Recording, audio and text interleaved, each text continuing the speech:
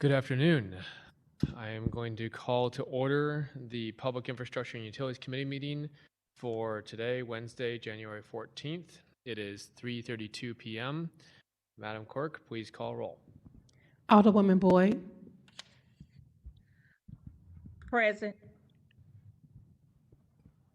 I'm trying to get my camera on. Okay, present. Oh, shoot. Alderwoman Clark Hubbard, Here.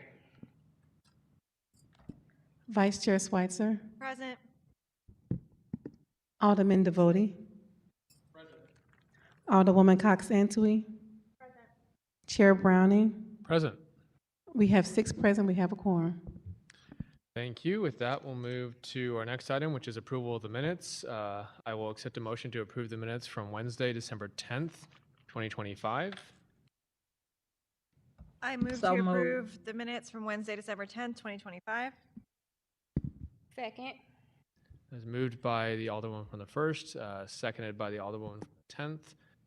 Madam Clerk, please call roll. Alderwoman Boyd, Aye. Alderwoman Clark Hubbard, Aye. Vice Chair Switzer, Aye. Alderman Devoti, Alderwoman Cox Antwi, Chair Browning. Aye. We have 6 aye votes. With that, we've approved the minutes. We'll move on to our next item, which is board bills for review. We have one board bill for review that we're going to get out of the way real quick here, and that is board bill number 115. I am the sponsor on that, so I will hand the chair over to Alderwoman Schweitzer, my vice chair at this time. Thank you, Chair Browning. You are recognized on Board Bill 115.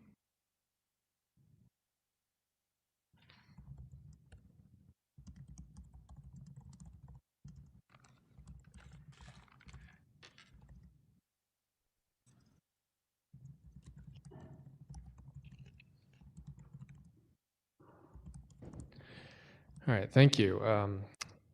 So Board Bill 115 is a simple thing, but it's a board bill to allocate $5 million towards the repair of our flood wall. This is part of a requirement that the city matches a grant so that we can allocate this money towards the repair. There may be some additional parts to move around in the future in order to complete this package, but right now, this is an opportunity for the city to maximize the amount of money available in order to repair this critical piece of infrastructure that protects our city from the river where we get our water. So with that, I'm happy to take any questions. Thank you, Alderman Browning. Madam Clerk, do we have anyone here to speak on this? No. Okay. With that, we'll move through members of the committee for questions. Alderwoman Boyd. My question is, you said it's for a flood wall. Where is it at? I'm sorry. So this is the flood wall that is all along the riverfront of the Mississippi, and this is really to perform some testing along the wells that exist along that wall to make sure that we are not only cleaning those out because they do collect debris over time, but also to make sure that they're properly working. This is routine maintenance that needs to happen, but it is also very expensive, and so it's something that we have the opportunity to get matching money from the state at the moment. They've allocated money at the state level in the last year's budget. They carried it over to this year's budget, and so we're looking to pay our part of it to receive those matching funds. So Alderman Browning, I guess my other question is, you said this is a maintenance thing. So is this something that we should be doing yearly or every 5 years, or how is that working? I don't have the exact estimate on how often it's supposed to happen. this is something I've been working on with the mayor's office. I think this is one of those things that, like a lot of things in our city, we're behind on the maintenance. But I'm not sure exactly what the routine amount of time is that we're supposed to be returning to this. I do know that the flood wall is in a place right now, though, where it needs that maintenance.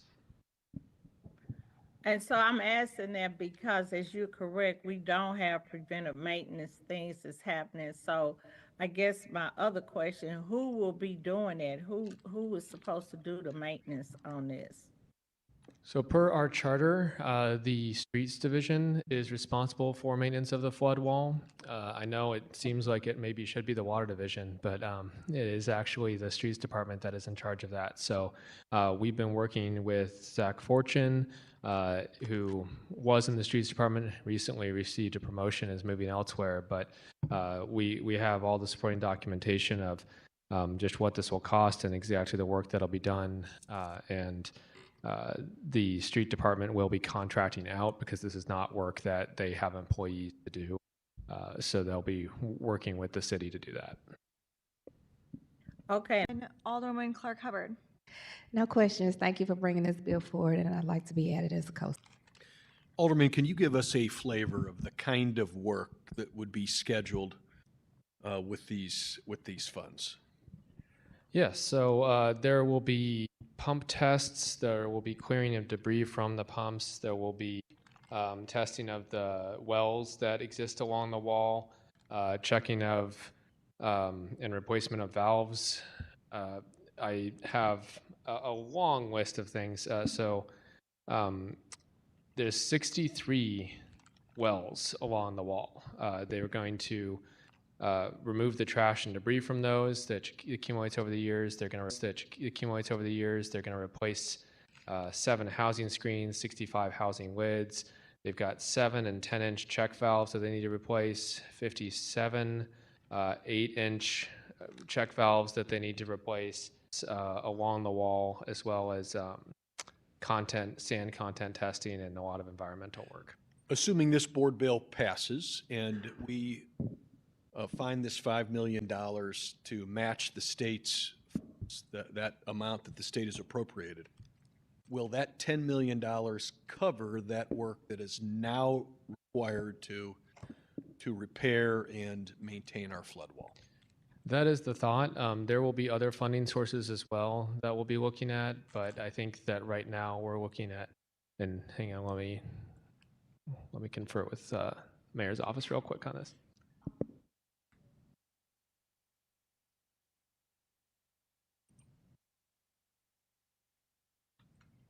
So the first $700,000 is going to go into figuring out exactly what work needs to be done. And so that's part of what this is going to go towards paying for. And then we'll have a broader idea of what work needs to be done after the initial testing and replacement of these materials is done. In other words, we know generally the work that needs to be a study in order to prioritize that work. That's right. We have to get in there and look at the condition of the wells and the wall. And the thought is that at least $10 million is needed to complete this work. That is the thought, possibly more. But this is one of those things where if we pass this bill fulfilling the city's match, that it makes us eligible for much more money from the state. So it's really making the most of our money. Understood. Thank you for the information. Thank you, Alderman Devoti. Alderwoman Cox Antwi. Thank you, Madam Vice Chair. I don't have any further questions. A lot of my questions. Got it. Can you all hear me now? Mhm. Great. I don't have any further questions. A lot of my questions were asked by my colleagues, and I agree with their sentiment wholeheartedly. I'm glad we're making the effort to do now and contribute this portion. And as a person that has a huge stretch of the flood wall in my ward, I can attest to the fact that these repairs are certainly necessary, and I'm glad we're making the action. Thank you so much. Anything you'd like to say to close, Alderman? No, I just appreciate the good questions. This is a really important piece of maintenance for our city. I think we're hear about some more important pieces of maintenance in the upcoming presentation. And so just to speak broadly, it's really important that we take care of our infrastructure, that we, especially critical infrastructure like this that protects our city. This is one of those things that I think has benefited our city for a long time. It quietly sits there and protects our city, but we'll notice it if it fails. So we want to make sure that we're doing the work necessary and taking this kind of action. So really appreciate your time. If I could make one statement, Madam Clerk, if you would add me as a co-sponsor. So noted. I would like to follow and also be added as a co-sponsor. Could we embank it, please? There's been a motion to embank. Any second? Second. Call for previous roll. Previous row. Any objection to previous roll?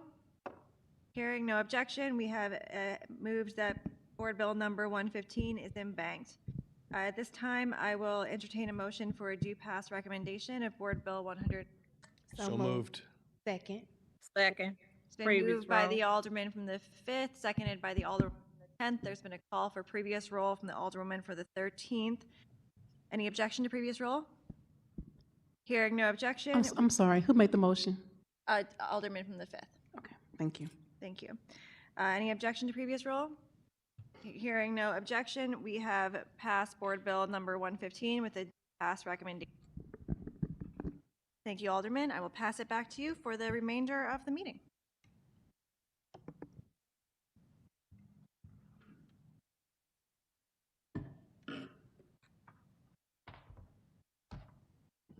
Thank you. With that, we will move on to the next item, which is resolutions for review. We have none of those, and so we will move to item number 6, which is committee discussions. With that, we have a presentation from our Water Division today. Director Patel, you are here for the Water Division along with a couple other members of your staff. Please introduce yourself and your staff and proceed. All right, thank you. Good afternoon, Chair Browning, Vice Chair Schweitzer, rest of the members of the committee. So we have a presentation today. It's an important update. We monitor our finances closely, and some new information deserve to be presented to the public, to this committee. And so we put this presentation together in short order to try to put together an update for you all and for the community. Spencer Gould, my special assistant to the Water Commissioner, helped put the presentation together, and also Perla Burke, our fiscal manager. So I'm Neeraj Patel, the Director of Public Utilities, and let's get started.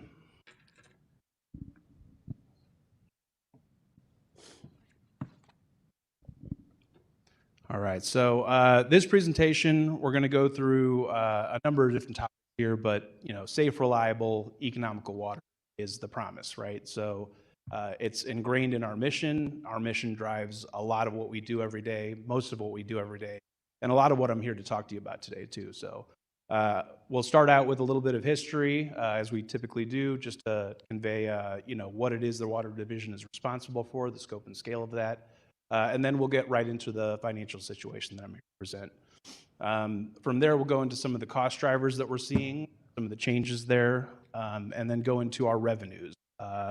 We do have water rates to support the enterprise that we are, and so we want to present on what we're doing to make sure that the revenues are sufficient. From there, we'll go into next steps. So I mentioned our mission, right? To provide an uninterrupted supply of high-quality drinking water for city residents, businesses, and other valued customers. These are the people that live, work, and play in St. Louis every day, and safe drinking water is critical to any city. Whether that comes from a river source like we have or wells, it drives the economy, it drives the public health and well-being, the livelihood of a city. So we have a responsibility too to make sure that we're doing that in an economic manner. This is a municipal ownership situation, so the city owns the Water Division, and we do not have investors or profits to make. So every dollar that comes in goes right back into the system and to providing the service that we do. So the history of the Water Division, the creation of the waterworks began in 1831, a long time ago. Shortly after that, the city took over operation of that mission in 1835. You know, we purchased the existing system for $18,000. It sounds unbelievable. It was a great deal back then, but the population was only 6,000 people. You know, this system really began at the foot of downtown. You know, the arch grounds around that point. It was just a collection of 6 pumps, you know, and a few sticks of pipe that were put together to start. And, you know, it's been built into the system that it is today. As the population grew, we had to invest. We had to build new infrastructure, and with that came innovations in the industry that, you know, have spanned the world over now. So we have a proud history of water in the city of St. Louis. Bissell plant was built in 1871, 40 million gallon a day capacity that would not serve our needs today. And so shortly after that, the Chain of Rocks plant started being built. In 1894, that plant had 4 times the capacity of the Bissell plant. And, you know, that would serve the capacity of the system today, but the city saw fit to grow with the population and plan ahead. In 1929, the Howard Bend plant was built and came online. The cost of that plant was $12 million at the time. And, you know, the population was anticipated to grow to 820,000 people and further. So it was built for 1 million people, the water system that we are enjoying today.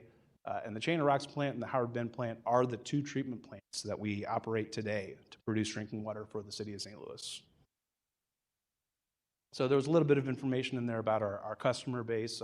You know, the population decline is really adding to this challenge of the spreading the costs out over a larger group of people. The infrastructure that we have is sized for 1 million people, but is being supported with rates by less than 300,000. So, you know, that is part of the challenge. The rates support our operation. The less people there are paying those rates, the more challenging it is on the rate payers. We're proud to say, though, that we still have some of the lowest rates in the country, although I wish we didn't have to be here today to tell you about what we're here to talk about, our financial situation, the challenges with that. So, you know, this slide kind of goes through the time frame, the population of the city, the growth, and then the decline, and continued decline. We really kind of cut it off there at 1974, but as you all know, we are less than 300,000 strong today. So 190 years of municipal ownership. That is impressive. That matters. The city owns the waterworks. The city owns the water system, and, you know, needs to continue owning that if it wants to be, you know, that responsible steward of the future. Giving it away would be exactly that, giving, you know, one of the most valuable assets the city owns away. I don't know how you put a value on it, but certainly it means a lot to me. It means a lot to the city residents that rely on that tap working every morning when they turn it on to brush their teeth or take a shower. But it is owned by all of us, and we're proud of it. But we do have a responsibility to maintain it, renew it, and make sure that it's something that can serve future residents. So this shows the infrastructure footprint. It is the 65 square miles that is the city of St. Louis, along with some transmission mains that run from Chesterfield to the city limits from the Howard Bend water treatment plant that brings you know, treated water every day to the city residents. So we do have the 2 plants and 1,300 miles of water mains. That is a lot. It is, again, sized for 1 million people, and all of that is ours to enjoy the benefits of, but also have to pay back into. We have to renew that infrastructure and keep it going for the generations to come. There are 2 treated water storage reservoirs, Stacy Park Reservoirs in Olivet, and we have the Compton Hill Reservoir that is in the city limits near the Shaw neighborhood. We do have 23,000 valves, 15,500 fire hydrants, and as you can see, the colors that are on that map there represent 3 pressure zones that we operate. These are closely related to the elevations within those areas, and so we do operate these 3 zones to maintain adequate pressure within an optimal range based on these different elevations. So that brings me to kind of the statement of the day here. The Water Division is projected to deplete our contingent fund balance by the end of the fiscal year. This is information that we track, that we update based on revenue projections, based on expenses, but a lot of these things are dynamic. We have expenses that go up and down based on seasonality, water main breaks, which we do have a lot of, and we'll show later on, more than the national average. So the infrastructure is aging. We have not done, to keep up with renewing that on a schedule. So this contingent fund balance that we have relied on, in these years of deficit, it affects our ability to provide our mission. So safe, reliable water at an economic cost. This is essential. We have to address these challenges as they come up, and I hope this presentation today, shows you that we are in a condition that is not sustainable. So over the past 7 years, and we'll switch back and forth between fiscal years and calendar years, but we have experienced rising costs. This predates COVID, but of course COVID, ramped up the inflationary actions that we're seeing, some of the chemical costs that we're seeing, some of the staffing costs that we see. There was also an effect of the moratorium that was put into place as a result of COVID. So 5 years of not shutting water off did result in a number of customers who had legitimate challenges paying their bills and continuing in that trend. And the value now of that revenue that we have not collected has grown significantly. We've also had rising emergency costs. These are directly related to the state of the assets that we have and the remaining service life that is left in. So this chart here, kind of goes over our revenues and expenses. The blue line there is the expenses, and so you can see that we have not caught up with revenues yet. So the shortfall, the gap between these lines, prior to this 7-year period where we had these consistent shortfalls, there were years when we had higher revenues and expenses and years that we had higher expenses. We did have that contingent fund balance, though, there to supplement. And so the increases that were passed in 2023 and the beginning of 2024, you can see that they did react. We do have revenues that were growing, and they almost seem to actually pace the expenses there, but the action happened too late. We had a rate sufficiency study that recommended an increase in 2021. The increase did not happen until 2023. And so, this gap, this lag in rates that are sufficient is part of the challenge that we're seeing, is the 7 years of deficit and borrowing from this contingent fund, which has many purposes. As I mentioned, the contingent fund, sometimes we'll refer to it as a reserve fund. The balance did grow. It was above $35 million, up to $38 million. And in 2023, when we came here seeking those increases that were recommended in the 2021 rate sufficiency study, the balance was near $26 million. As you can see, we had a continued deficit. Those green and red bars there show either the surplus or deficit within a fiscal year. And even following that, the rate of drop in the contingent fund balance does slow, and we do have smaller deficits, but they continued. And, I think when that increase was presented, we were still projecting a shortfall in the following fiscal year. So rising costs, aging infrastructure, lagging revenue. These are the kinds of things that drive these budget deficits, and I'll talk a little bit more about the factors that come into play towards that effect later on. But another thing to consider is our creditworthiness. So, infrastructure like this, revenues that are coming in, you have to acquire debt. Large water systems across the country, public or private, have debt. It is an instrument that we use to pay for things that will last a very long time. Some of these water mains last 50 to 100 years. Some of these treatment facilities last, 30 to 50 years.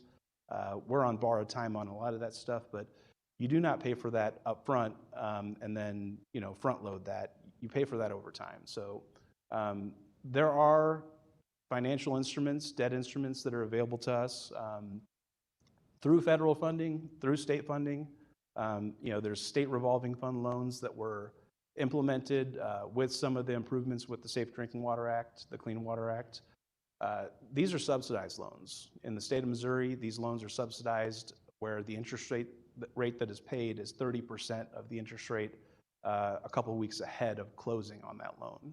So it's a pretty good deal. We can get interest rates below 2%. We can get interest rates down to 1.5%, which is what we did in 2013 when we were on the tail of rate increases that allowed us to go after that loan, that debt, and we got rates in the 1.5% range. That was a $10 million loan. We've got an application out for a $35 million loan, but this isn't free money. You have to be able to cover that debt. And so these are backed by revenue bonds, and the revenue bonds require certain indentures. One of the indentures is that you're able to pay for your operating expense and that debt. So, with a coverage ratio. So at the bottom of the slide here, I've got kind of a long blurb that is a cut and paste from the current bond indentures that we are adherent to. A couple of the highlights there. So the city will enforce charges for services. When we provide water service, the rate that people pay is that charge. We collect on those rates, mechanisms. We have a responsibility to collect, to be solvent. Further there, we have revenues that are sufficient to cover the OpEx plus 110% of the principal and interest. So basically that is debt coverage ratio. I've got copied in there. It's 110%. So annually, currently our debt is about $500,000. We have to have 110% when you take the revenues minus the expenses to meet that requirement. In a year, when you're issuing new debt, that has to be a little bit higher as well. So, lastly, I've got highlighted there that the study, if a rate sufficiency study is pursued, which we're required to do every 24 months, and it recommends that a rate adjustment is necessary, that the city will act. The city agrees to make the actions necessary to correct that deficiency.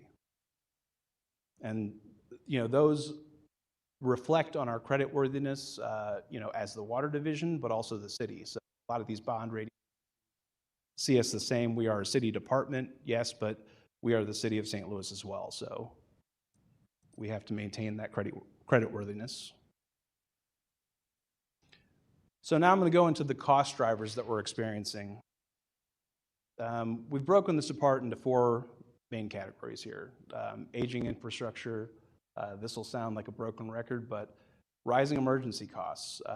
One of the factors that we watch and that has brought us here to present this information quicker today than we anticipated, we had the highest number of main breaks in 2025 that we've had in over 7 years. 399 breaks.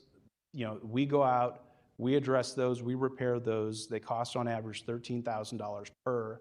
And that is just a localized repair. That is not renewing the infrastructure. That is not renewing the water main. That is an emergency cost. These emergency costs will continue to rise if we do not do the level of renewal that we need to be doing. The next driver here is the staffing. So, we have a blended staffing mix here that I'm going to talk about. It talks about the city's forces, personnel that we have that are employed directly by the city, but also the contract labor that we rely on, that the industry has grown to rely on. And increased competition is one of the things that is driving that cost up. So in the water sector specifically, the professionals that have that kind of experience are garnering a higher salary. We have to match that level in order to attain this talent. Next item here is inflation, price volatility. This is cooling a little bit, but the effects are still there. When I showed those charts, the rising revenues, yes, but the rising expenses, we are still seeing some price volatility in one of our largest expenses, which is the chemicals that we use to treat the water. This is $15 million a year, and I think we're projecting a little bit higher next year as well. We're also seeing inflation and increased costs across the utilities that we have to pay. The process of pumping water is highly energy intensive. It's 24 hours a day, 7 days a week, 365 days a year. We are pumping water into the system to support daily demands, but also refill the reservoirs so that we're ready for the next day. That energy and that electrical cost is approximately $5 million, but as Ameren gets rate increases, those are borne by us and then, of course, passed on to the ratepayers as well through the rates. Now, every time Ameren gets a rate increase, we don't go turn around and raise our rates. It's absorbed by us until we can accommodate that in the next increase, in the next adjustment. The last item here is major capital projects. So, item one, aging infrastructure. The way you combat that is by renewing the system, putting money back into it. The rate increases helped. The rate increases that were passed in 2023 and 2024, those did allow us to start doing some small level of renewal. We have seen the benefits there. Instead of having to repair failing pumps over and over again that are 60 years old, we did a pump replacement. We've done, 3 pump replacements now, of the 30 or so units that we do have. So we are making a dent, and we hope not to have to go back and spend money to repair that asset again for a long time. We do ongoing maintenance of all of the pumping units to make sure that we're doing our part. But what I'm talking about is the renewal costs. Aside from the pumps is the pipes. So 1,300 miles of water main. We try to replace 0.5% a year. That's going to be 6 or 7 miles. We're not there yet. So we need to do more to replace the pipes that are most vulnerable, that are breaking more often, so that we can reduce that emergency expense. I've got there the Water Master Plan. We are moving through that process. We hope to have that complete, by the summer, fall of this year. So we will have a capital list, capital program, and a cost estimate for that. All right, moving into aging infrastructure. So this is a chart that just shows the water main breaks by year. We do have some fluctuations. It goes up, it goes down. There are certainly weather impacts that will, increase it or decrease it in a given year. We did have quite a few main breaks this summer that contributed to that 399 number. And then we did experience a higher number of main breaks as well. The national average would put us at about 177 breaks per year. And so I mentioned the high cost of emergency repairs here. We can drive that cost down significantly if we can replace the pipes that are most prone to breaking, and continue to do that in an ongoing fashion. And that is, certainly a better use of the money. It's a more efficient use of the money. I think it is the responsible thing to do, is to reinvest heavily into the water mains that have served for 100 years. This map here shows the main breaks across the city. As you can see, there is no corner untouched. I don't know how well to scale the north end of that map is. There's just a sliver of the city that runs up basically to the Chain of Rocks water treatment plant. So you have the river, you have the bluff, and we're nestled in right there at the top of the cities. I talked a little bit about the number of breaks per year that we experience. We're averaging 30 breaks per 100 miles, and this is over the course of several years. The national average is closer to 14, so we can cut that number in half. These breaks affect people's lives. They affect their daily activity, they affect the businesses, they affect public safety. So, if there is a main break, it is more challenging for residents to traverse that main break, especially in the colder weather. There's, ice that forms. These water mains are in the city roads, So on to the personnel retention challenges. This is the staffing portion. So I mentioned we've got rising costs with our staffing. We are adding positions to our TO. I'll show in a slide or two here that we're slowly increasing our TO, the budgeted positions that we have in our division. We're adding project managers, we're adding engineers, we're adding utility locators, supervisors, and a superintendent. This is all to address, the increased number of water main breaks, yes, but also to be able to do the utility locates that are resulting from increased development in the city, to do the utility locates because Spire and Ameren and MSD have been increasing their rates to be able to address their aging infrastructure. And so, we're facing kind of reactionary effects from other utilities, neighbor utilities, doing more work out in the system. 32,000 utility locate requests, this number continues to increase annually as you see Spire out there doing a lot of renewal of their system. As you see Ameren out there doing some underground work where they have underground infrastructure. So this chart shows the increases here. This is actual spend on our personnel services line item in our budget. You can see the increase there. I mean, it is not as extreme as the chemical costs have gone up, but 23% since 2020. And part of this is due to us being able to reduce that vacancy rate that we have, hire more qualified staff, and pay salaries for these staff, these experienced staff in the water industry, to be able to actually keep up with the industry and not lose people to other water utilities. We've had quite a bit of issues with retention. We've worked with the Department of Personnel to react to that and offer salaries to attract these people back. So at the top there, you can see slowly but surely we're adding positions to our TO. I think our budget, in the coming year here, will have another addition. So we are growing at the water division here. Some of the costs that we certainly can control in the staffing realm, we're choosing to staff up, we're choosing to increase, but some of these are things that we're reacting to, right? So the cost of the fringe benefits that we offer to our employees in the city are going up. That happens, and we have to cover that cost without a rate increase. So unlike the annual budget process, we have to react to that internally and absorb that. And so these rate increases, the adjustments that are necessary to cover these increases are something that we come to the Board of Aldermen to talk about. Basically, this slide just talks about that competition, right? So it is a direct correlation. So the other part of the equation for the staffing is contractual. As you can see, they are going up by a significant amount, 62%.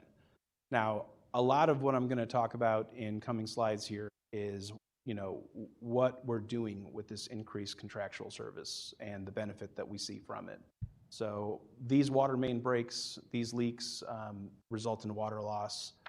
That is extra energy, that is extra chemicals. So we think we're putting these dollars to good use. And so this slide just kind of is something interesting because we wanted to relate this to inflation. The CPI-U adjustment that was built into the water rate increase that we hoped would allow us to do a little bit more capital work, that we hoped would allow us to rebuild the contingent fund, maybe in 2 years or 5 years. It turns out that there are new challenges that are outpacing the inflationary indexes that we chose. So you can see here, it's significant too. Outpaced inflation by 4% and 37%, respectively. So this shows our vacancy rate. As you can see, we continue to do a little bit better job every year. It is still tough to hire qualified staff. We are working through that. We have a slight reduction from 25 to 26 here, 1%, and we are continuing to hope to build on that. Maybe it ramps a little bit. So, but continuing to use contract labor is not the solution here. We have to have qualified in-house staff. So we are working to do that. Onto the inflation and price volatility. So I talked a little bit about what we're doing, how we're trying to reduce costs. And this chart here shows our total annual pumping. The line above is the raw water pumping, the river water that we bring in that has all of those suspended solids in, that we use the treatment chemicals to settle out and then filter out. And then the line underneath is the finished water pumping. And so you can see there is a little bit of a gap there. We had many years of increased pumping. This was not because of increased population or increased metered consumption or use by wholesales. This was increased breaks and leaks that were causing water to leak into the ground. And we put the rate increase dollars to work. We started addressing these leaks and breaks quicker to lose less water into the ground, to save on that energy and chemical costs, the cost of producing the water. That is something that's within our control and our responsibility to be stewards of the ratepayers' dollars, right? So that reduction matters, and I'll show you why. As we reduced our pumping in our finished water pump stations, we reduce our chemical usage. This, again, is one of our biggest expenses as it comes to materials, public health and safety materials. Our lime is our most expensive chemical, and we saw a significant reduction in use of lime because we were pumping less water during those times of peak main breaks in the summer, in the winter. And that's across the board. We saw reductions in all chemicals. Despite those reductions, the chemical expenses remain flat. We control how much we use to an extent, right? And so as we were pumping less water, as we were addressing leaks and breaks quicker with the funds that we had available due to the rate increases, the chemical costs kept rising. So we kept it flat though. As you can see, it stabilized that reduced usage, stabilized that expense, which was growing pretty rapidly. So we started off at $6 million and then stabilized somewhere around 14. We're projecting $15 million in the coming year here. So again, wanting to tie that back to inflation. Again, the CPI adjustment that was built in is necessary. It just happened January 1. We hope to see some benefit from those increased revenues. But this particular cost, the chemicals, is outpacing the inflation index by the largest amount. It's 73% since 2018. There was a lot of volatility in these costs. And so that $6 million to what we're paying today, pretty significant. To bookend this kind of quad item effect of the rising costs that we're seeing, the capital needs. So the benefit here is that we can actually reduce the emergency expenses, right? So we have a goal replacement rate of 0.5% of our water mains per year. That's 6.5 miles. We want to work towards that goal. The model that we're using is used industry-wide. It's a risk-based approach. You look at a risk factor, you look at a consequence of failure factor, you repair the mains that need to be repaired the most, that have the most expense in emergency. We have identified 63 main replacement projects. We have a list. These are our residential water mains, 6-inch, 8-inch, up to 12-inch, but this spans the city. We have projects that we can do if the funding is available to reduce those emergency expenses. Again, we've had the highest occurrence of breaks in a number of years here. The goal is to reduce those breaks to reduce the emergency costs and increase the reliability for the city residents. So this is looking into those 63 projects. The average length of these repairs is 1,300 feet. Some are longer, some are shorter, but the average project cost is $450,000. The average year of these 63 mains that we would like to be able to replace is 1937, year built. So we've gotten a long service life out of them. Of these 63 mains, these projects, we've had 199 breaks in the past 5 years. Because these are in the city, because there's congestion underground in utilities, because there are restoration costs that we have to come back and restore the pavement. The replacement cost per mile is going up because of the inflation. So $1.7 million per mile on average. These projects are not insignificant though. This would replace 16.5 miles of main in the city of those 1,300. If we're looking to do 6.5 miles a year, this will keep us busy we just need the funds to be able to do this capital renewal. Lifetime of these projects, we've had 1,400 breaks. So that is a significant amount of repair, of emergency. Again, the estimated cost per break is $13,000. So some of the knew that asset for the next 50 to 100 years to come. Of course, every time we do a main replacement, we have to repave the street, so there's an added bit there. We would repave 16.5 miles of street lanes. So oftentimes too, if it is a residential street, we'll repave the full width of that street. We're causing a disturbance based on the condition of the pavement in that area. We'll just do a full asphalt restoration. So this will maximize the use of money for renewal versus emergency costs, right? Lastly, it stimulates the economy. Everyone's doing infrastructure work in the city. We think we should be out there doing this too. It does benefit the city overall to invest dollars back into the infrastructure that we've enjoyed for generations. We do have some projects identified at the water treatment plants as well.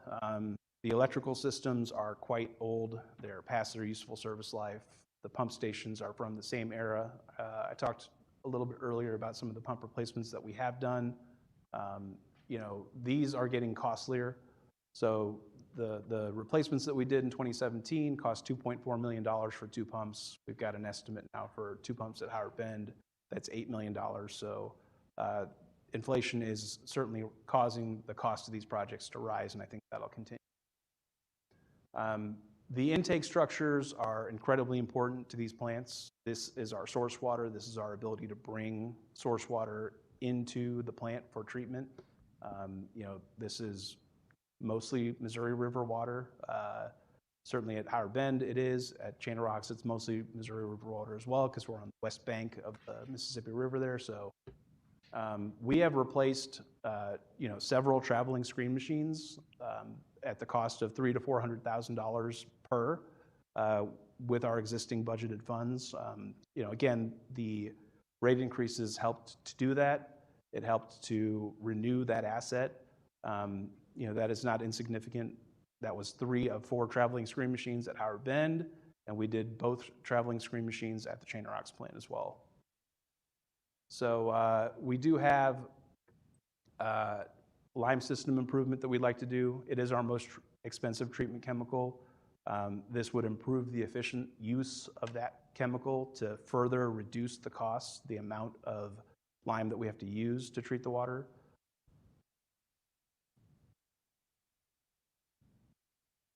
So this takes us to our revenues. We have had some droughts between these rate increases. Did a little bit of digging, looked back in the ordinances. There was increases passed in 94, 2003, 2008, 2010, 2023. some of these long durations between these increases and the fact that we started fairly low in the very beginning, annualized, this is 3% per year. It is, stark to hear that there were two 20% rate increases that were passed, but if you look at that duration going back, it is less than 3% per year to the increases that we've had. So in contrast, we ended up at $2.54 per CCF. This is prior to the 3% increase that we just had. So we're actually at $2.62 now. But in St. Louis County, Missouri American Water charges $7.76 per CCF. In comparison, obviously 3 times higher. In Kansas City, they're above $6 per CCF as well. So this just shows a little bit more of that comparison of the rates. The 3 lines that you see at the bottom there are St. Louis Water. You have the flat rate. It does not matter how much you use. The rate is the same. That chart goes from 3,000 gallons to 12,000 gallons. We highlighted a blue band that's a typical range, for a household that you'd anticipate based on EPA estimates per person per day of 82 gallons. As you can see, there is a break-even point for the flat rate versus the metered rate.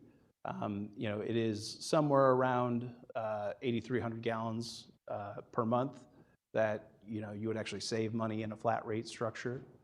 And then compared to alternatives that we provided there, we just looked at the top 4 by population in the state. Kansas City Water, Missouri American Water, Springfield, we are below all of them. These older cities with larger footprints, bigger infrastructure, certainly tend to have higher rates. You're looking at St. Louis County and Kansas City Water at the top there. I highlighted the top end of the range there. I can read off some of the other numbers, but you can see there's a pretty significant difference. So, rising delinquency. We took a look at our number of accounts that are delinquent. We are providing notice to our customers that are delinquent. We sent letters to all of them. They continue to receive bills that notify them of that, but we are starting to shut now. So we're providing ample notice. We're providing generous repayment plans, but we still do have over 16,000 accounts that are delinquent and $14 million owed. So next steps. We do track the expenses very closely. We know that we need to reduce our expenses, that impact the city resident the least. That is something that we are doing now. We are taking a look at reducing our spending. There isn't a lot of non-essential spending, so that's not a big bucket. What we can do is pause, defer non-emergency, capital improvement expenses. We do not want to do that. We can take a look at delaying paying our bills, out a little further towards the dates that they're due. We have the gross receipts tax that we pay to the city. We are still behind on keeping up with that bill. But these are short-term solutions. This is not, what we want to have to do. It's something that we have to react to. We're taking a look at our revenues. So we are replacing water meters. This is an ongoing project. It's a very important one. The water meters are how we track consumption across the accounts that are metered. These are the commercial accounts, the industrial accounts in the city. Replacing these meters ensures that we are billing accurately for the water consumed, and ensuring that we sustain our revenues, as they should be. We're taking a look at our wholesale contracts, taking a look at making some improvements there to guarantee maximum benefit to the city. Those are staggered in the way and time that we have to renegotiate those contracts. We are looking at that. We are resuming shuts. So, it's been only a few hundred shuts that we've done so far. We're using in-house staff. We're building up that program. We're notifying residents ahead of time with letters, with door hangers, notifying them about the assistance programs that we have, notifying them about the repayment plans that we have to get them back on track to avoid disconnection. That is our last resort. We do not want to have to disconnect water service. It is essential. We've seen success. We've reduced some of the debt that's been owed. We've gotten a number of customers to apply for the assistance program, gotten them started on repayment plans into contracts. We've done some shuts.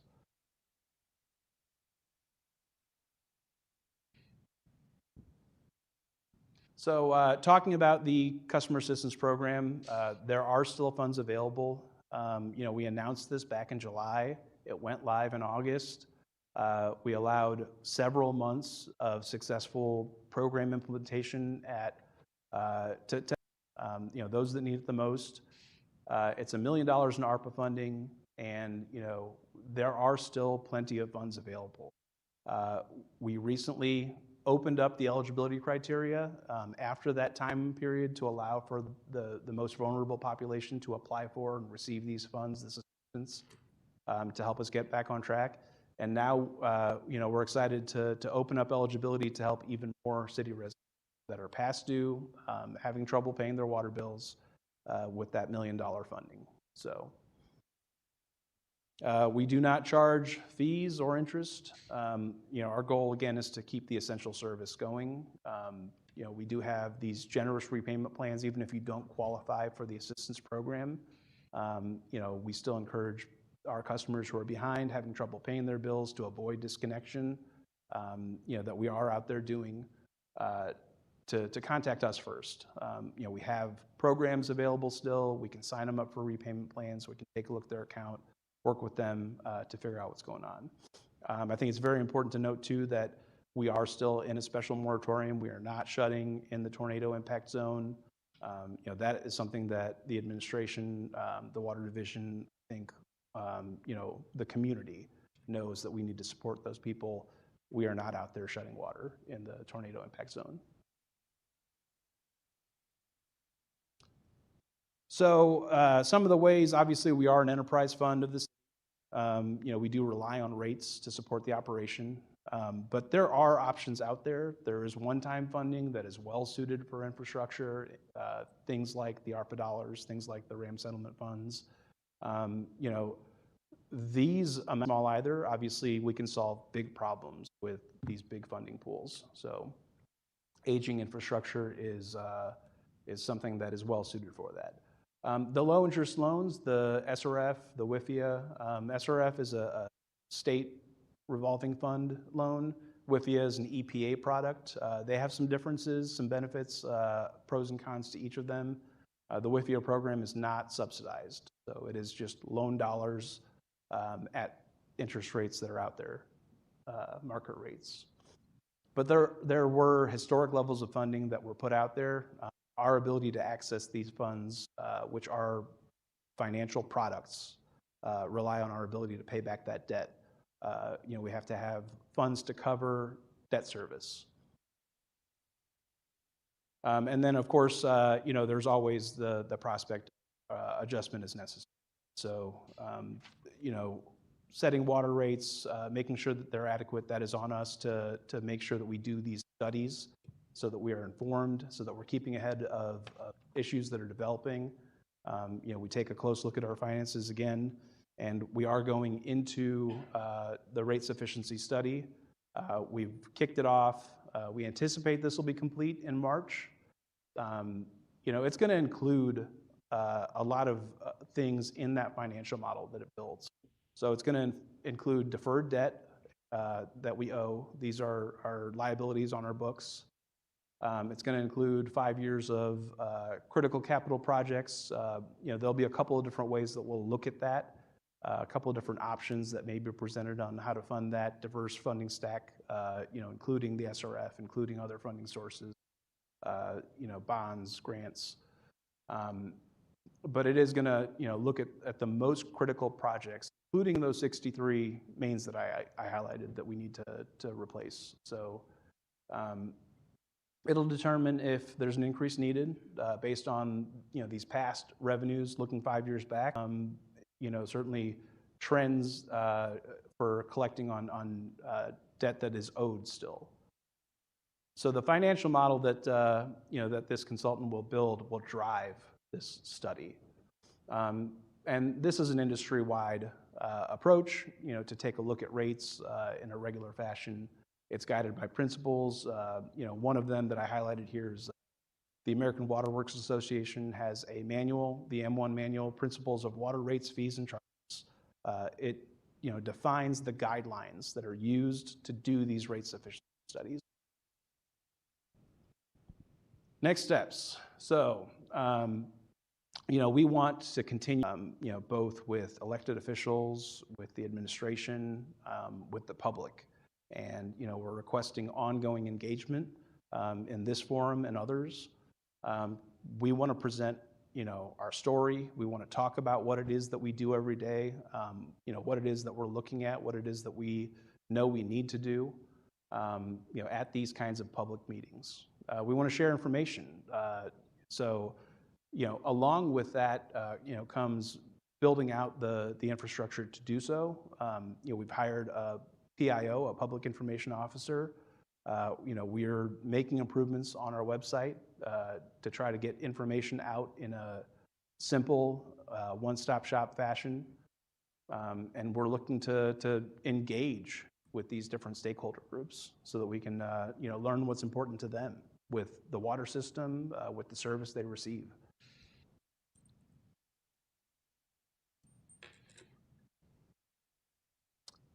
So we're going to continue, certainly with a little bit more of a magnifying glass than we have looking back, our finances. We're going to be monitoring these accounts, the choices that we make to control our costs to minimize the impact to the citizen. Water leaks certainly are a problem, but water breaks are a bigger problem. And so, all of the effort that we make to try to contain those leaks and breaks, try to save on the amount of water that we have to pump, reduce those chemical expenses, we'll be balancing with the finances and funding that we have available. Certainly number one priority is safety and service. To the extent that we can, we will maximize the reliability of the system and never compromise. And again, it's so important that we have these forums, these spaces to talk about what it is that we do, to engage with the public, out in the neighborhoods. We've been attending as many neighborhood meetings as we've gotten invited to.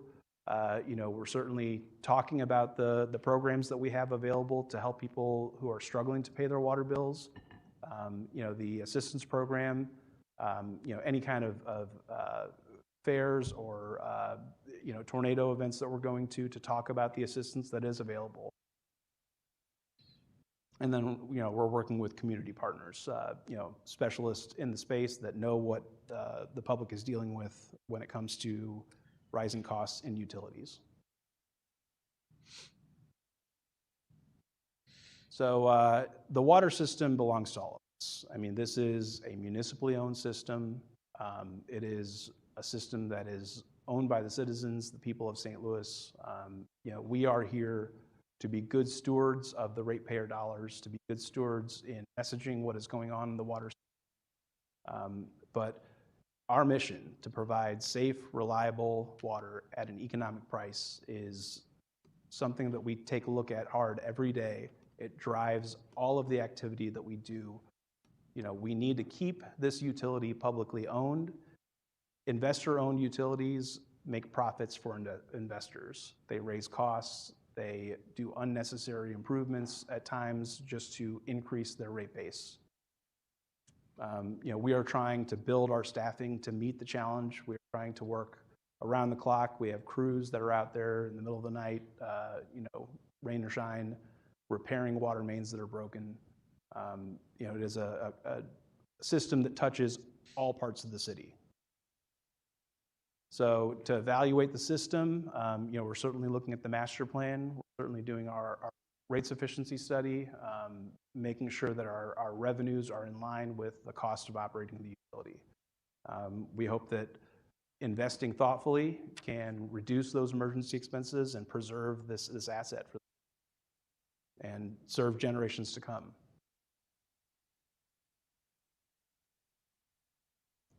So just to kind of end it off, our promise: safe, reliable, economical. Paget? Hi, my name is Sandra Paget, and I'm the Executive Director of Consumers Council. And we work to level the playing field for Missouri consumers, and we do that by focusing on affordable utilities.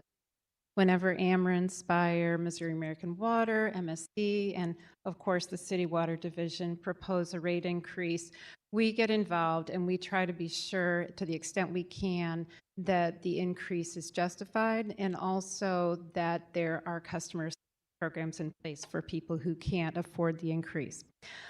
First of all, I want to say that we're really encouraged that part of Neeraj's presentation included that they were going to develop and implement a rate review process and that transparency is important.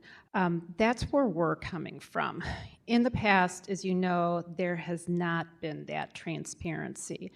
And to date, even though, that is in the presentation, and we are so appreciative of how good of a relationship we have both with Neeraj and Spencer and the alderwoman from, I'm sorry, I can't read your ward.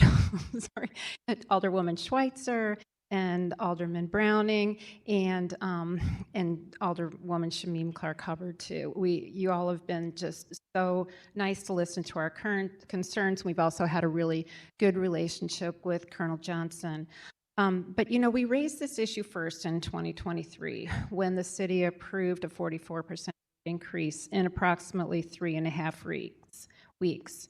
And that increase moved forward with little or no meaningful opportunity for public participation and without access to what we thought was necessary to consider whether the Water Division's proposal was warranted. We just didn't have enough information. We didn't know, perhaps the rate proposed was too high or maybe it was too low. And beginning in the fall of 2024, we began working with the Jones administration. And then at the request of Mayor Spencer's administration, we submitted a proposed rate review process of May 2025. But to date, no formal procedure has been established. And I'm not saying we haven't made progress, but we don't have a procedure that has been established. We really believe that the residents of the city of St. Louis deserve transparency and a deliberative, orderly process when it comes to decisions that affect their household budgets. We're asking first that the Water Division adopt a clear administrative procedure that it follows before presenting any rate increase to this committee, and that this procedure be made public. And we really look forward to our next meeting with them on January 26th. And second, we're asking that the Board of Alders enact a rate review process by ordinance. This process has been submitted to both the city, and then I sent one to Alderwoman Schweitzer also, and we hope that that has been shared with the committee members.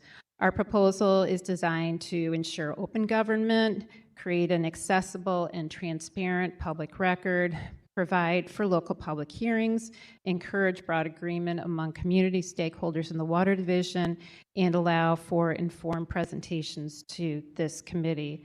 This issue and our request is especially urgent given the current conditions. As Commissioner Patel noted, that there are more than 16,000 delinquent accounts. And we've worked closely with the Water Division to publicize the Customer Assistance Program. If you're curious, you can go on Elliot Davis's TV Facebook channel and see my interview that I did last week. But despite that, we know that there are a lot of city residents that are struggling to keep up with costs.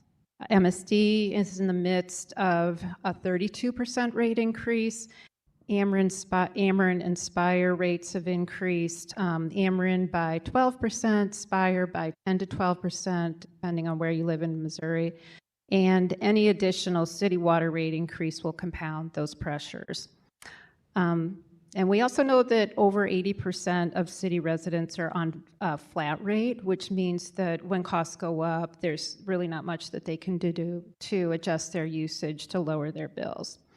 So asking that the committee not consider the water division's rate increase, if that is what's coming next, without first adopting a formal, transparent water rate review process.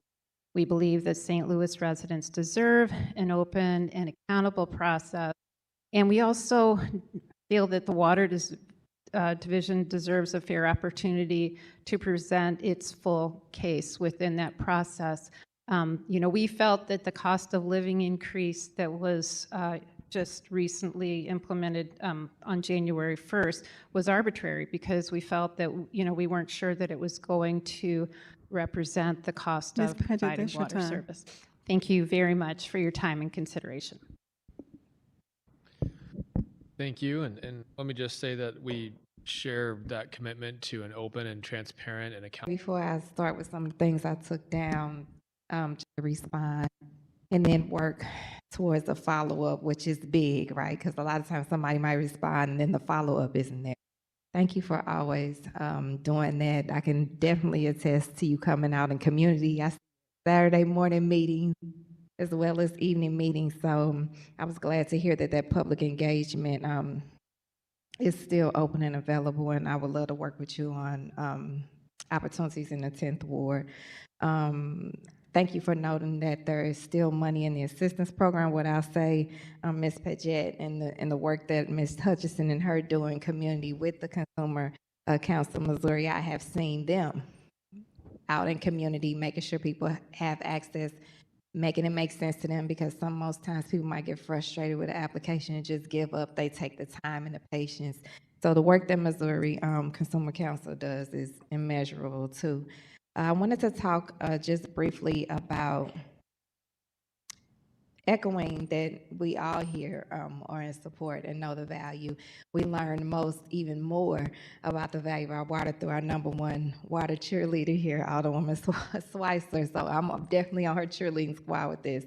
I get it more than ever, and even the time that I spent down there at the water department when you showed me all the old maps and the different lines and everything. I'm a history nerd, so this whole presentation is just, I'm going nuts. I can't wait to share it and watch it again. But as it relates to where we are now in tornado recovery in the city of St. Louis, and I know that you're doing shutoffs again, has there been any intentional effort in looking at people that might have gotten shut off in the tornado impact zones? What does it look like for people that are displaced in that?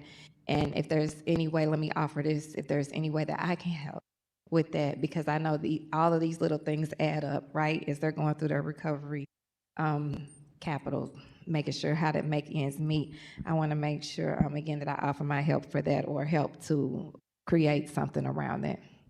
Sure, no, I appreciate that. And yeah, we are offering, assistance in the tornado impact area.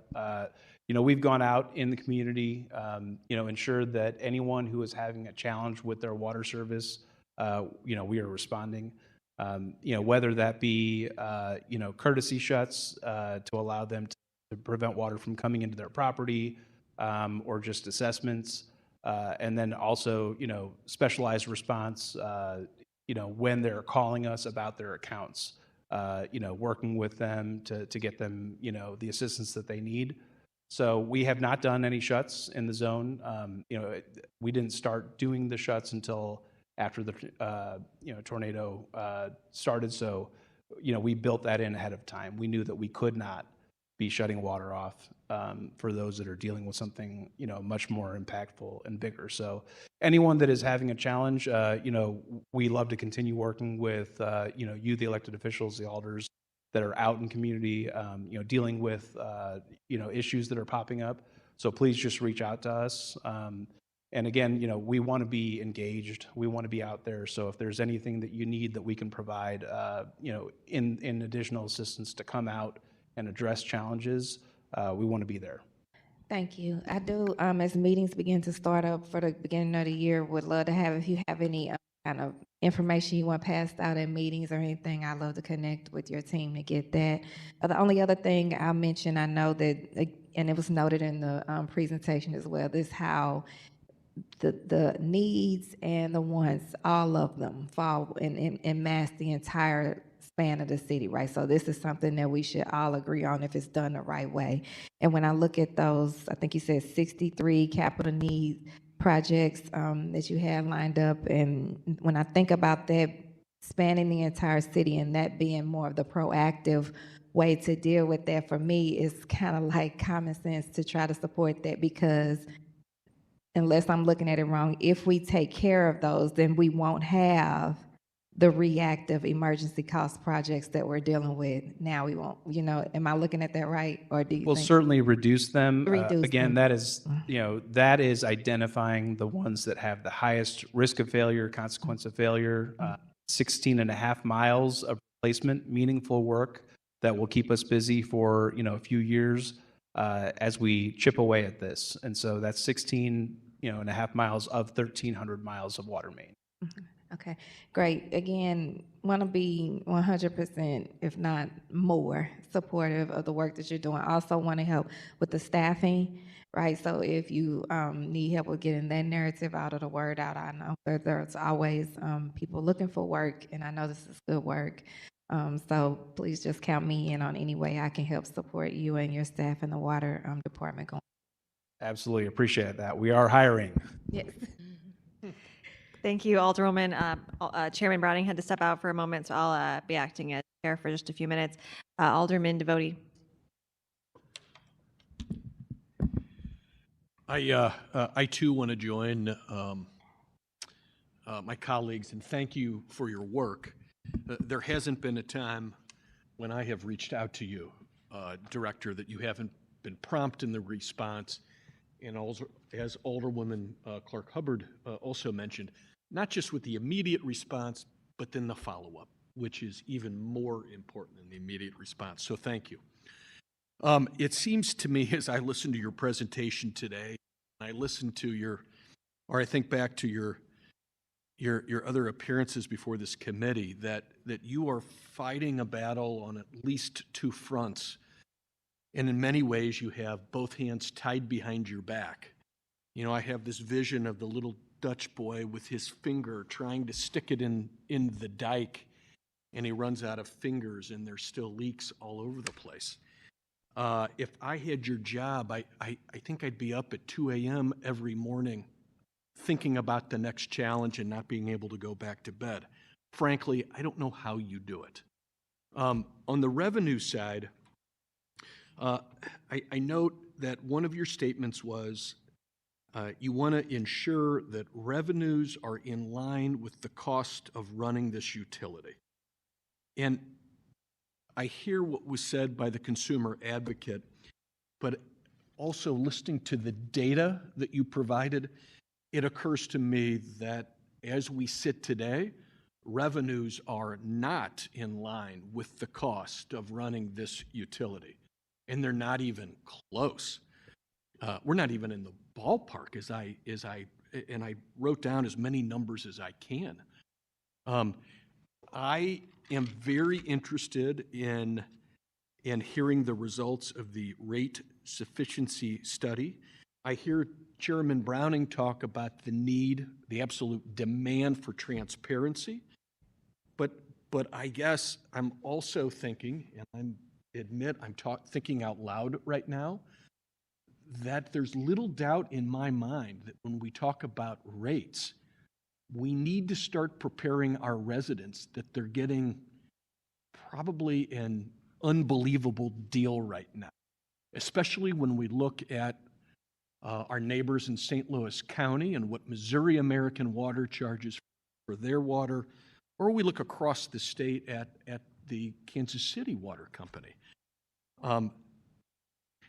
Frankly, it seems like a catch-up to 2026 is way overdue.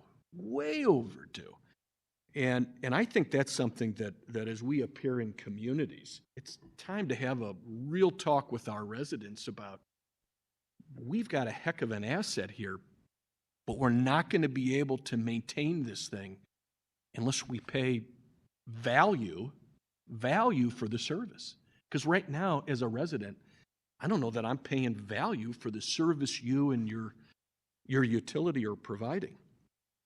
I'm going to steal an analogy that the chairman has put on me from time to time. So I'm going to steal a little bit of his thunder. But it seems to me that this utility is akin to my house. And we've got a leaky roof. We've got a foundation that has some significant cracks in it. We've got floor joists that are cracked and failing. And you and your crew are doing what they can, but yet the revenues are not even in the ballpark to get there what we need. I think I heard Alderwoman Clark Hubbard, I think I'm in agreement with her, but it seems like she's on board that these 63 main projects that you've identified that are coming at a cost of $28 million. And then I noted another $10.4 million for 2 pump replacements. It would seem at a minimum that's something, and I know I'm jumping all over the place, that's not a rate issue, but again, thinking in terms of infrastructure, that's something we should have done last year, 5 years ago. So I am completely on board on what needs to be done to identify the source of funding to get those funds in the hands of your utility to get them done. To me, that's an absolute no-brainer. So I guess I'll get around to my first question. I apologize. Thank you for your patience with me. There was mention of ARPA funding. My understanding is that those funds are by the end of this calendar year. Can you tell us about work that your utility has done, or any work the administration has done with your assistance, to identify ARPA funds that can be used to undertake some of the work that you've identified? Sure. So, no, thank you for the insights. I think that, you hit on a lot of high points that we think about, every day at the utility.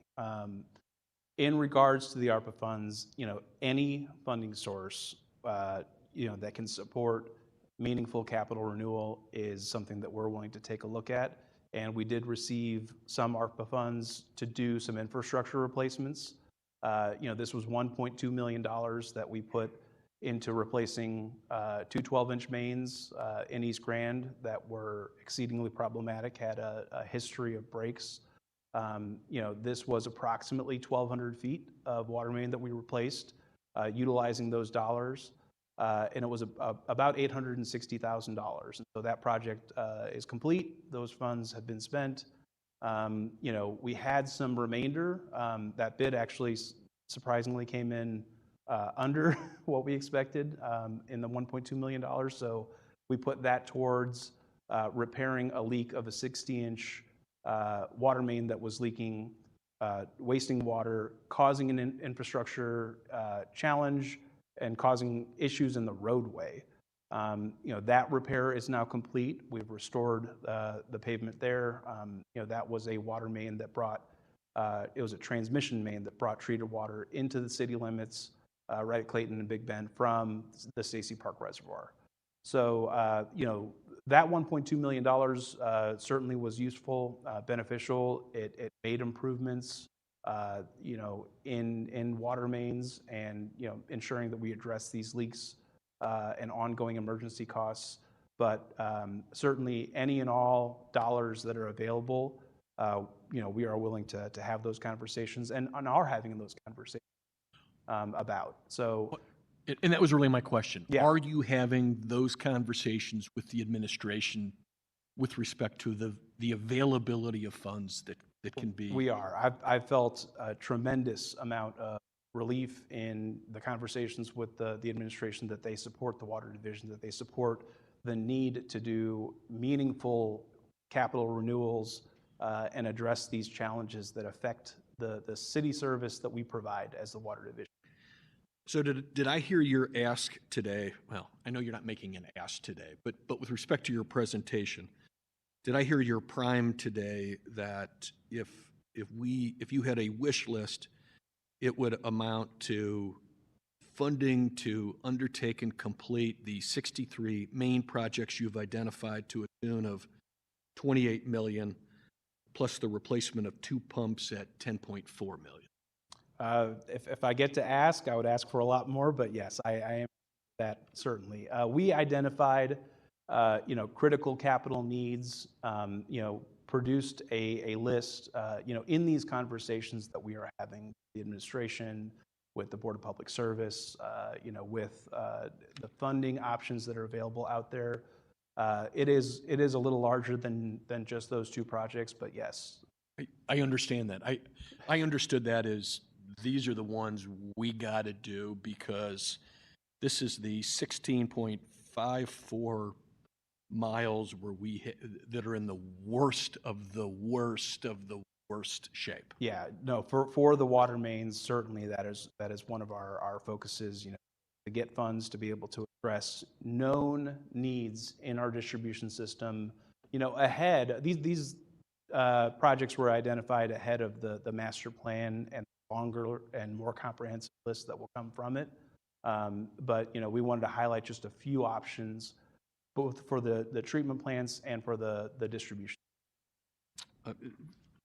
This is something that I'm not sure I heard right. I want to make sure I understand. You talked in terms of the utility having about 1,300 miles of water main, correct? Yes.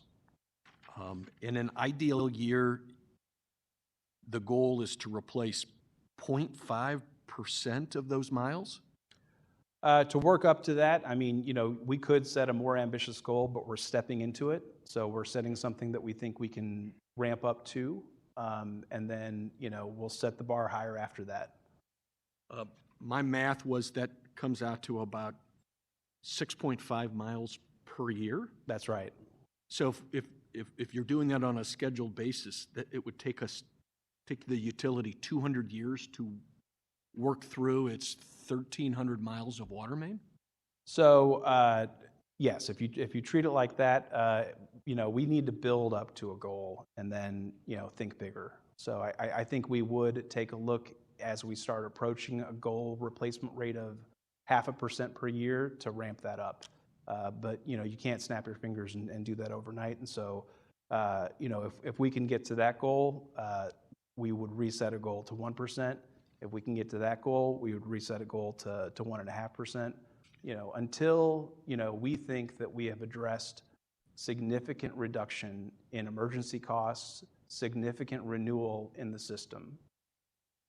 Okay, so we've talked about the idea of we need to address infrastructure.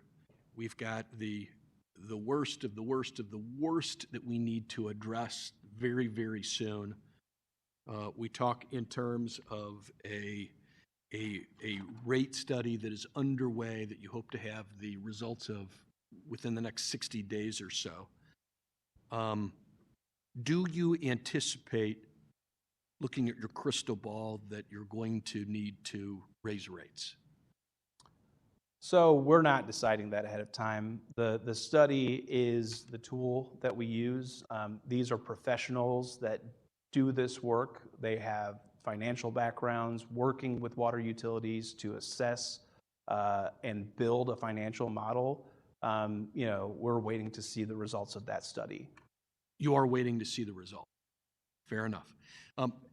You mentioned that our current rates are at $2.62 per CCF. Yes. What's a CCF? A CCF is 100 cubic feet. It's approximately 748 gallons. And how was that particular rate set? Is that based upon a prior rate sufficiency study that was done with a cost of living increase?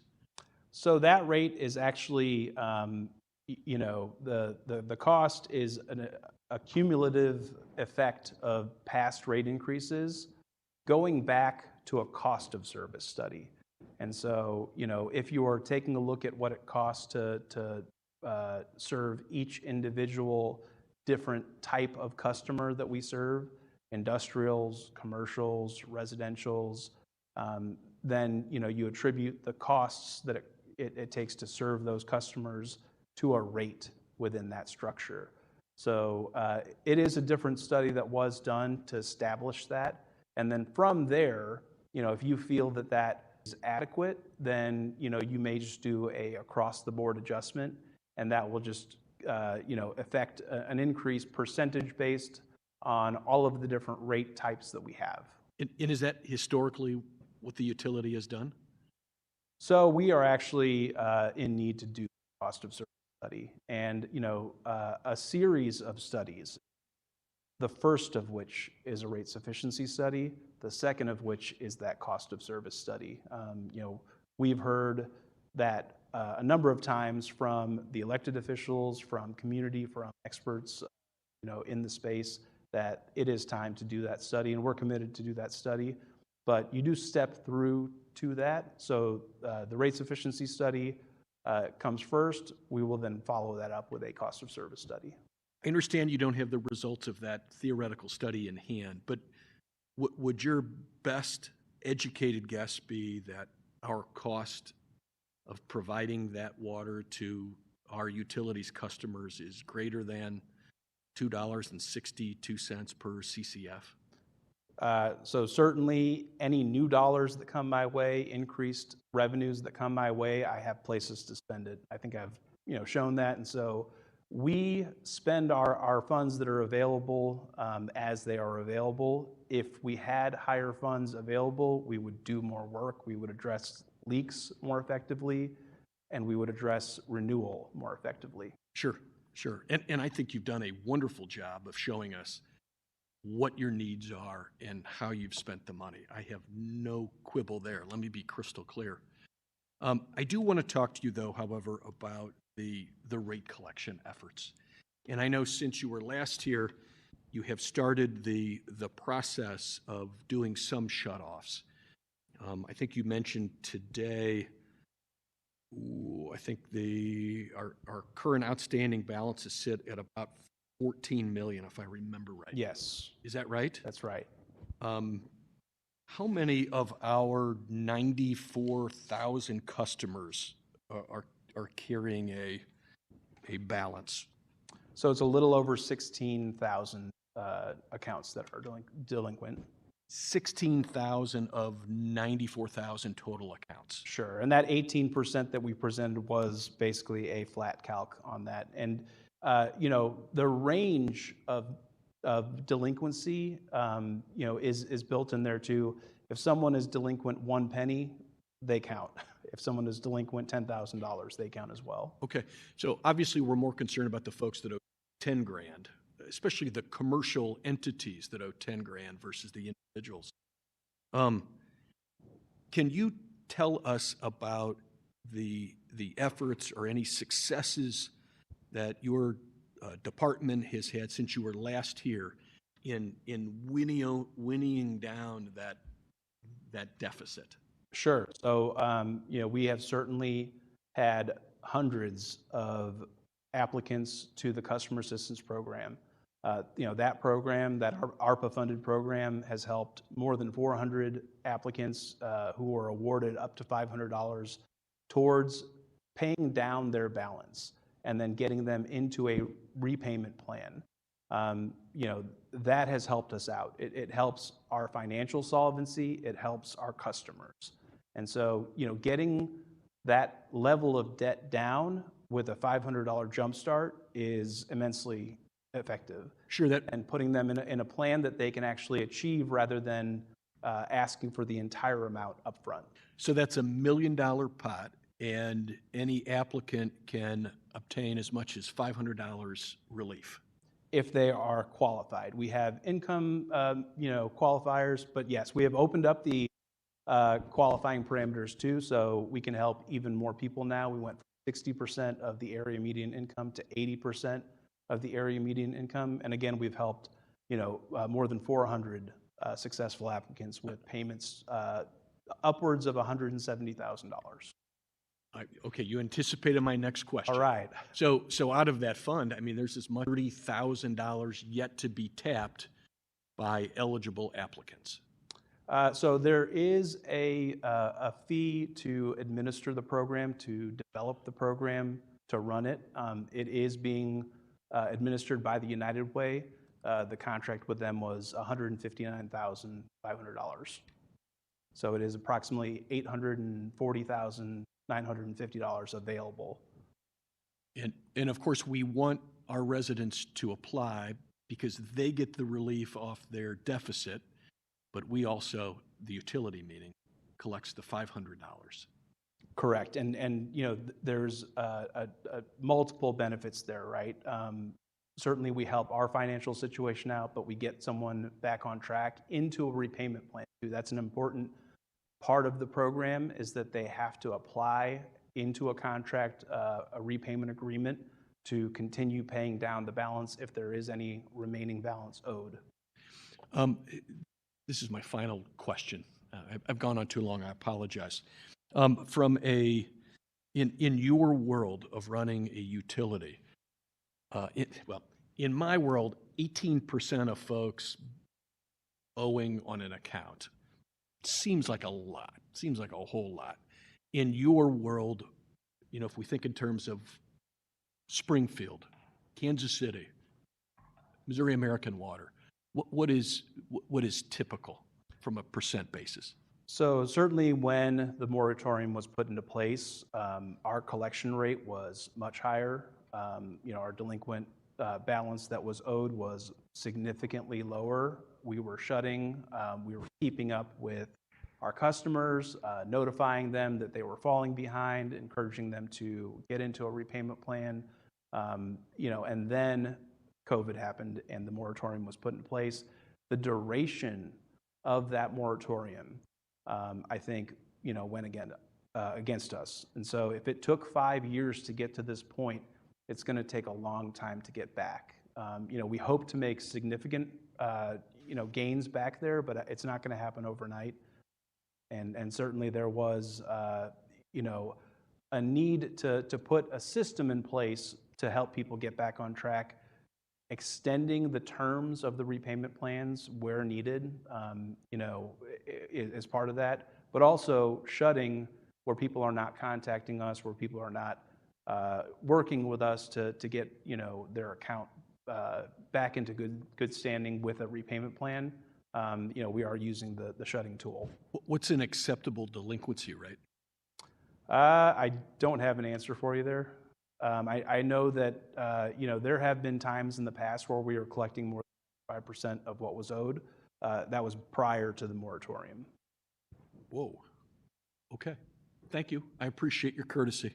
All right. Thank you.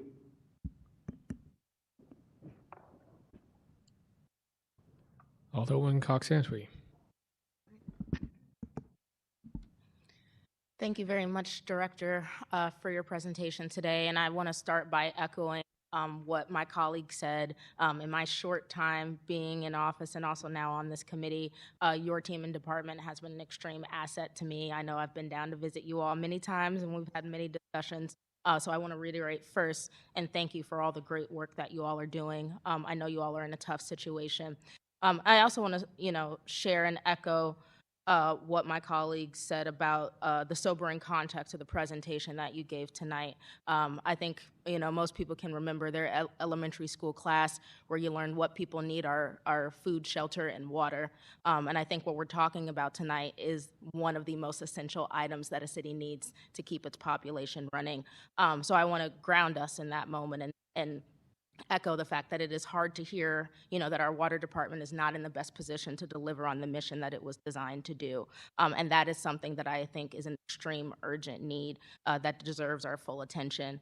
Some of the things that tonight that you shared that stood out to me are the fact that we have a population that has the burden of sustaining a system that was designed for 1 million people, and we have over 300,000 people. I think when we talk about the economic burden on individual citizens to be able to pay to provide water, that is the circumstance that we are in, and I think it's a unique one to the city of St. Louis. And I would echo Alderman Devote's comments that if you look at the cost that each individual is paying right now for that system, I fundamentally agree that there is a massive disconnect there on what you all need to operate and what resources you have coming in.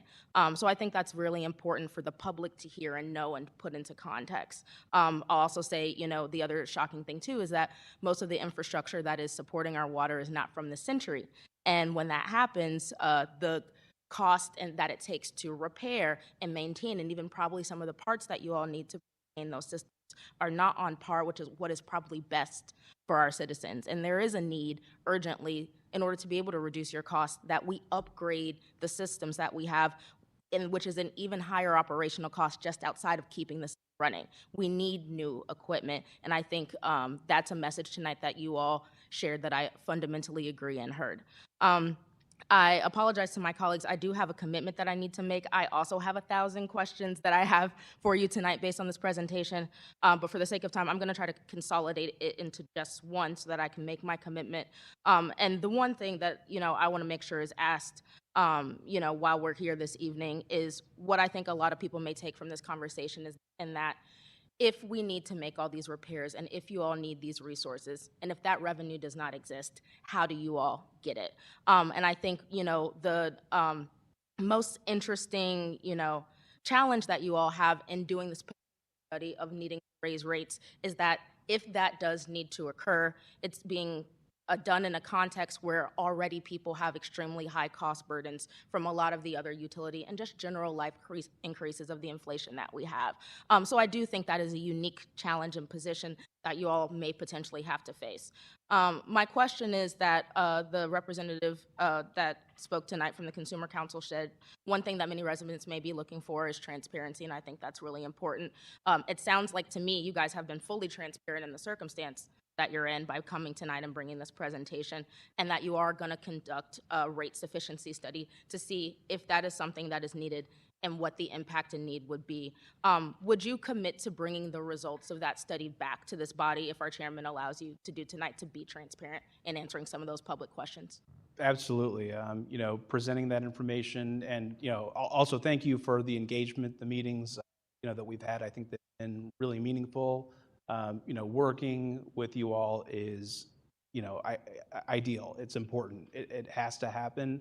And, presenting information of this kind to, whether it's this committee or another committee, I think is also important. And so absolutely, we would be willing to come back and, share the results of that study, the recommendations, if any, of that study, and how we tackle, not only the capital needs that we need to address in the next 5 years or so, but any deficiencies that may exist as well. Thank you. Well, I think you being willing to make that commitment says a lot about the fact that you are willing to be transparent in the process and the potential impact that it would have to residents. But I'll close by saying I think there is without a doubt no need that you all need more resources to do the work that you're doing. And I look forward to hearing that presentation and working along with my colleagues to figure out how to support you in any way that we can, because I think we all share that commitment. All right. Thank you. Alderwoman Schweitzer. Thank you, Chair Browning and members of the committee. I echo all the thanks to you of putting this presentation together and coming today. You are, as always, incredibly easy to work with and very informative. How much debt does the Water Division have? So we currently just have the Series 2013 SRF loan that we put out there. It was a $9.5 million loan, 20-year term, and we're approximately under $5 million owed debt. That is one of the most important points I think that we can make, because when you look at both the rates for Missouri American Water and the rates in Kansas City, you also need to look at the debt these water systems have. Quick searches show that the parent company for Missouri American Water, they are reporting over $13 billion in debt, and they're doing about $450 million of repairs and work on their systems in 2025 they had. So when you think about the amount of debt we have for infrastructure that's 100 years old, we should have hundreds of millions of dollars in debt, in my opinion, for the water division. The airport has $500 million of debt. The water division has $6 million of debt and $400+ million of need. If you look at Kansas City's debt, they also, in their water department, they have $532 million in debt as of April of 2023. That is to me the biggest point that we need to figure out in both the rates efficiency study is how do we have enough coming in that we can get the debt that we need so that we can build now what we will need for 100 years from now, and that we are providing a system of water that is still around in 100 years and people aren't paying these exorbitant rates on, but we are slowly paying back this debt because we know this system can last that long. There's hundreds of questions I could ask, and we've had hours and hours and hours of conversation. But to me, that's all I really want to say tonight is we need more debt. That amount of projects that you presented today isn't even the tip of the iceberg for what the water division needs to do. And I would really like to see that amount of project planning happening for everything that needs to happen to get us to a point where we can get everything done the water division needs.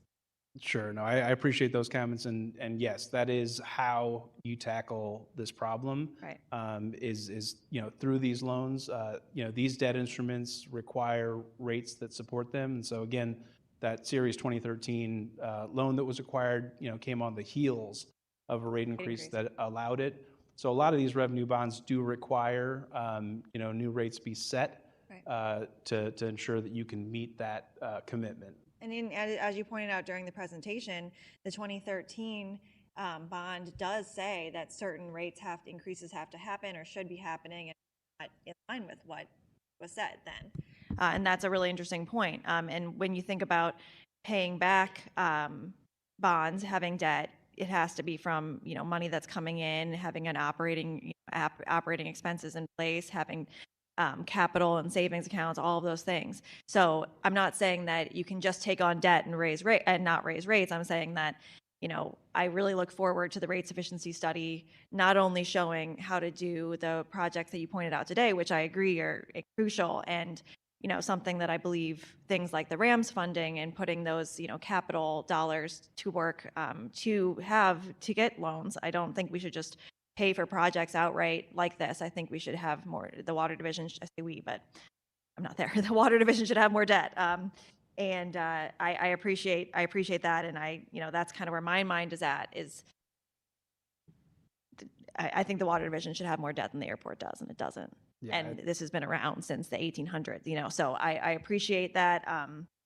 And I appreciate everything that you've come to say to us today. And, I'm here for anything you need. So thank you for being here. All right. Thank you. All right.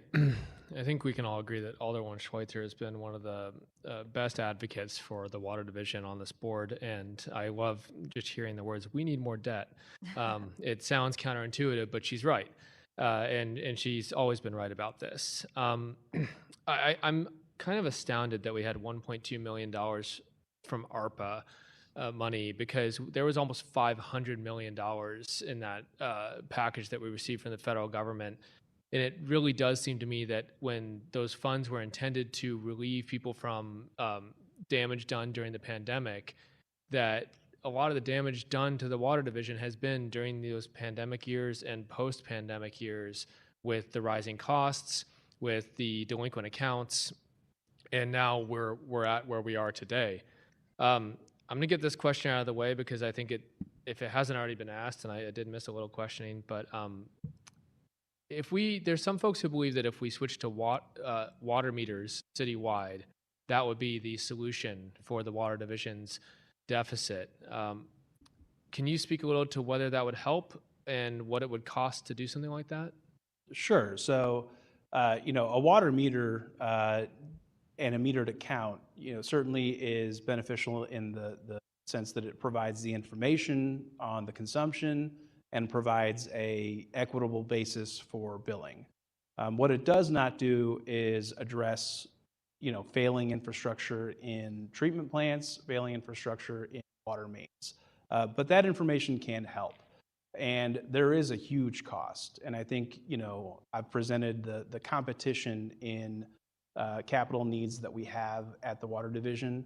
It is the mains, it is the cost of that work done by the plumber to install. The cost of that work done by the plumber to install. The cost for that meter is significant as well, although not as high as the initial installation cost of that meter pit. But that is something that is built into our budget and our rates. And so if we did have a higher cost to provide metered service in more meters, then that may skew the metered rate to go higher as well. And so ultimately the cost of providing the service to the different customer classes that are out there is recovered through rates set from a cost of service study. And so if that cost of service study shifts service related cost over to metered accounts from flat rate accounts, then that metered account rate might need to be adjusted as well. And so there may not be a savings there. I showed that chart that shows the break-even point. It's a pretty unbelievable deal. Unlimited water responsibly for one low fee. And with that 3% increase, the fee that we anticipate is around $40 a month. The metered rate is slightly less if you use less than that break-even point, slightly more if you use more. But in all cases, I think that we have a extremely affordable rate to the customers as they're paying today. And savings with those costs of installing that meter, being paid by the customer would take quite a long time to recover. And so, I talked about the CCF rate. I don't know how easy it would be for a customer to try to, reduce their consumption by a third or by half in the home, but that would save them, if it was 1,500 gallons a month, that would save them currently about $5.20. So, it's hard to get savings from reductions when we have a low commodity charge, a low consumption charge. And there is a cost of servicing the account in the metered rate as well. So there's a customer charge, a readiness to serve charge, that is flat regardless of how much you use. So that component would not change reduction. So, I do think it's a very good deal, the flat rate structure, and I do think that there's a huge cost associated with meters. I've heard estimates of $3,000 to $4,000, for that plumber to come out and install that pit.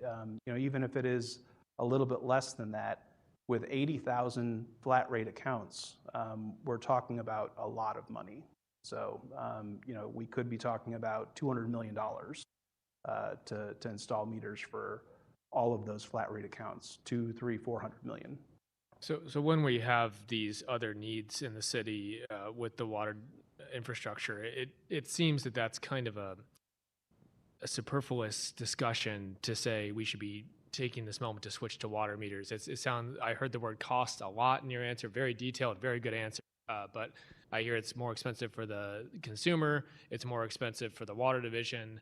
And in the end, it doesn't really save the money that would get the division into the green. Is that an accurate summary? I think so. And I do think that, if someone is interested enough to convert to a metered account, we do have that happening, but it is something that people are doing, I don't think, to save money. I think it's to know how much they're consuming and, and have that metered service rate, for their account.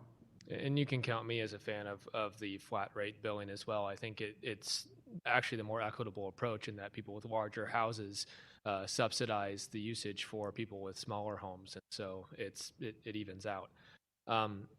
You spoke about 63 projects that were necessary, 28 million, pump replacements at 10.4 million.